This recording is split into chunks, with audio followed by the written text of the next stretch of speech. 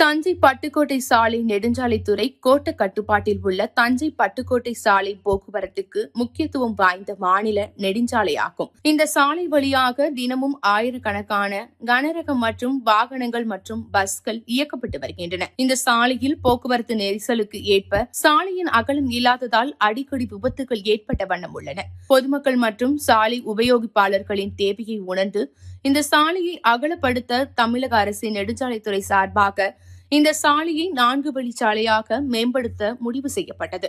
அதன்படி நெடுஞ்சாலைத்துறை உட்கட்டமைப்பு மேம்பாடு திட்டத்தின் கீழ் தஞ்சை பட்டுக்கோட்டை சாலை 4 வழிச்சாலையாக அகலப்படுத்தும் பணிகள் பல்வேறு கட்டங்களாக மேற்கொள்ளப்பட்டு வருகின்றன. தஞ்சை நெடுஞ்சாலைத்துறை கோட்டத்தில் தஞ்சை மற்றும் ஒரத்தநாடு உட்கோட்ட பகுதிகளில் உள்ள நெடுஞ்சாலைகள் அமைப்பது, சாலையில் பாலம் கட்டுவது, அகலப்படுத்துவது என 5 ஆண்டு திட்டத்திற்கு ரூபாய் 650 கோடி ஒதுக்கீடு செய்யப்பட்டு பணிகள் நடைபெற்றன.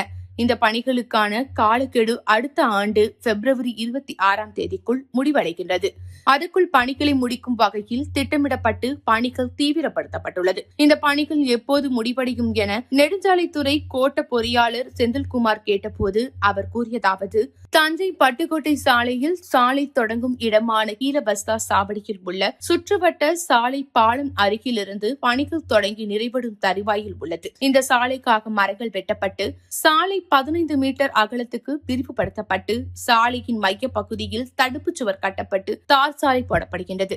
தஞ்சை பட்டுக்கோட்டை இடையே மொத்த தூரம் 47 கிலோமீட்டர் ஆகும்.